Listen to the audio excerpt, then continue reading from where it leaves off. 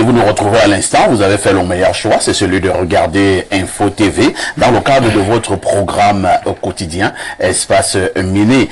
Nous avons choisi de parler ce matin du développement local au Cameroun. Nous questionnons ce développement local, d'où la question d'ailleurs, où en est-on? Je vais commencer par Monsieur le maire. Avant que nous parlions de manière très claire du développement local au Cameroun, nous allons d'abord feuilleter cette actualité où il est au centre, du côté de la région de l'Est.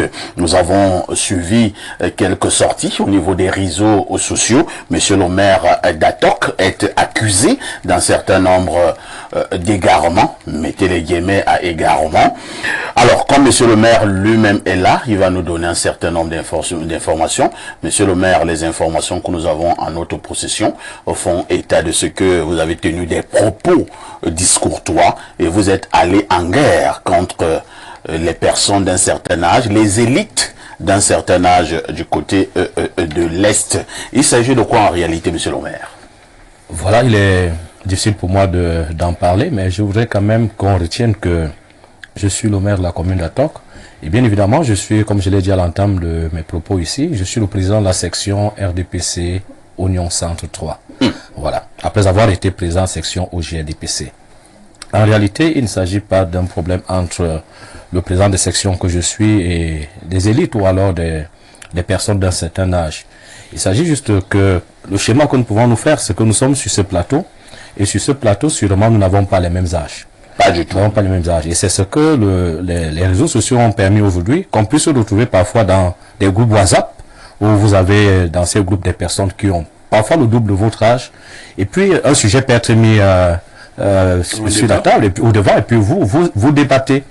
Et la difficulté que les jeunes ont, c'est que il est difficile pour vous d'aller à l'encontre de ce que certains de vos aînés voudraient proposer. Je vais prendre un cas sans nommer quelqu'un.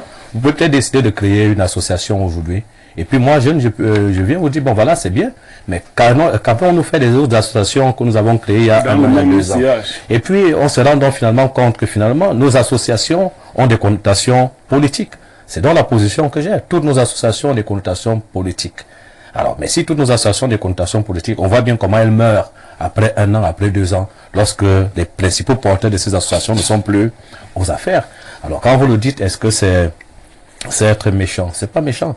Et puis, je crois que ce qui blesse beaucoup plus aujourd'hui, c'est que nous n'allons pas fuir la réalité. Nous n'avons pas fui la réalité. Il faut bien que les jeunes s'investissent massivement en politique. Je crois que quelqu'un a dit que j'ai osé dire. Ce n'est pas que j'ai osé dire, c'est un fait.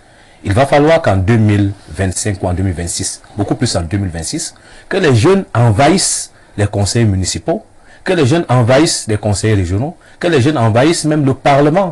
Ça, c'est la position que j'ai. Et avoir cette position, je ne crois pas. En le disant, est-ce que c'est aller s'attaquer à X ou à Y? Voilà, moi j'ai suivi, j'ai eu un certain nombre d'informations, puisque j'ai légèrement enquêté sur cette situation.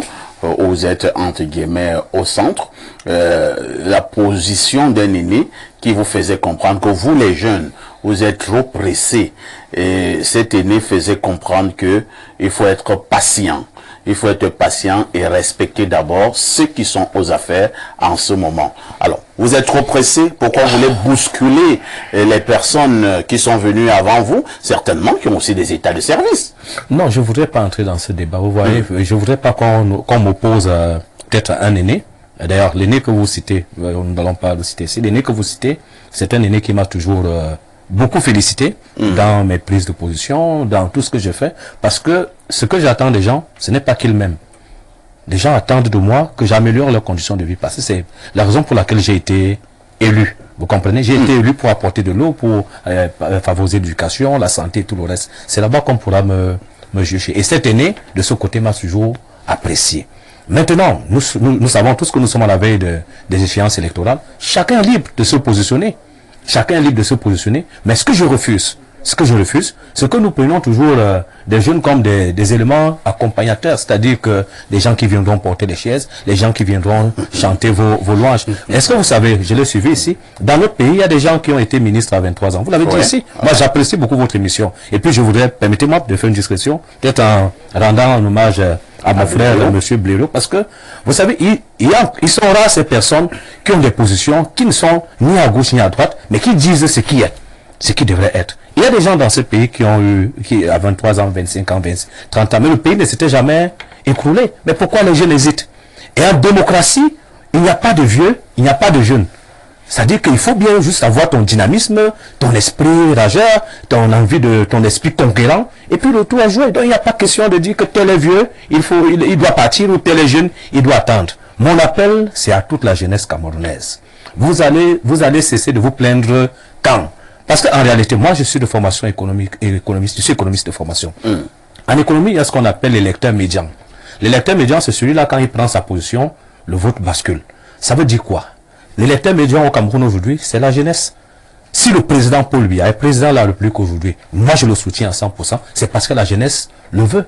Si aujourd'hui, la jeunesse camerounaise décide de choisir quelqu'un d'autre, ce sera le cas. Donc vous ne pouvez pas toujours prendre les jeunes comme si c'était des personnes, quand vous demandez d'attendre. Attendre quoi? Monsieur, il n'y a pas une voie supérieure à une autre.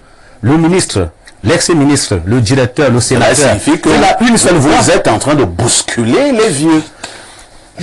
On ne se comprend pas peut-être à ce niveau. Nous sommes en démocratie, vous comprenez? Et j'ai bien planté le décor en vous disant qu'en démocratie, il n'y a pas de vieux, il n'y a pas de jeunes. C'est l'élection, la liberté d'expression, le droit de vote. Il y a un de vos aînés là-bas à l'Est qui avait dit que chacun attend son tour.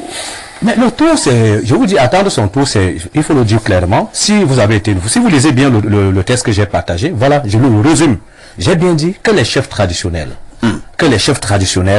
n'est-ce pas, restent à leur lieu de service, c'est-à-dire améliorer les conditions de vie de nos populations, c'est-à-dire s'occuper de la chefferie traditionnelle qui se meurt, que les élites apportent leur contribution au développement, que les jeunes s'investissent en politique massivement, envahissent, c'est leur tour, et que véritablement, à cette date, par exemple, nous puissions tous soutenir ceux qui ont reçu la confiance du chef de l'État. C'est-à-dire quoi? Vous êtes ministre aujourd'hui, je ne sais pas pourquoi je viendrai tout faire pour vous faire tomber. C'est votre tour. Je vais vous soutenir parce que le chef de l'État, si je soutiens le chef de l'État, je soutiendrai le ministre qui est en place. Maintenant, pour ceux qui vont se plaindre, dire que bon, le maire d'Atok, il a dit que les jeunes doivent envahir les conseils municipaux. Mais monsieur, pour être conseiller municipal, c'est 23 ans dans notre pays. Mais je suis gêné. Moi, dans ma commune, j'ai refusé de faire ce qu'on appelle les conseils municipaux jeunes. J'ai dit, celui qui veut être conseiller municipal jeune, qu'il ait moins de 23 ans. Parce qu'à 23 ans, un jeune peut devenir maire, il peut être conseiller municipal. Vous voyez? Et aujourd'hui, par exemple, vous, parfait, si vous décidez d'être candidat à l'élection présidentielle, on vous traitera de très jeune, alors qu'il faut avoir 35 ans pour être président de la République. Donc, en réalité, c'est des débats qu'il faut nourrir au quotidien. Vous pensez que nous devons poser ces débats sans avoir peur? Il ne faut pas poser ces débats sans avoir peur. Moi, je n'ai pas peur de poser ce type de débat. Maintenant, je veux savoir, quand un aîné va se plaindre, il se plaint de quoi? Moi, je suis libre de penser ce que je veux. Je suis libre de m'engager. C'est ça la liberté d'expression, la liberté de penser. À 23 ans, on peut être conseiller municipal. Moi, je me suis lancé à quel âge? Je vous ai dit que j'étais président de section au GDPC. Et je passe maire étant président de section au GDPC. Quand je traverse dans mes 34, mes 35 ans, on vient encore négocier avec moi. On me dit non, il y a le renouvellement des organes de base. Il faut que tu sois secrétaire de section. J'ai dit non, je suis candidat à la section. Et les investitures, j'aime bien entendre parler des investitures. Mais nous sommes allés au vote.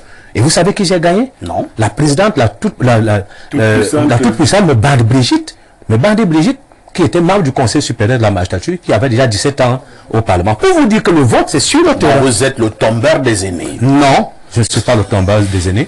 Je suis ce que les gens pourraient appeler quelqu'un qui fait ce qui devrait être fait. Merci. Évitons de nous plaindre, allons-y sur le terrain et travaillons. C'est tout. Merci, monsieur le maire.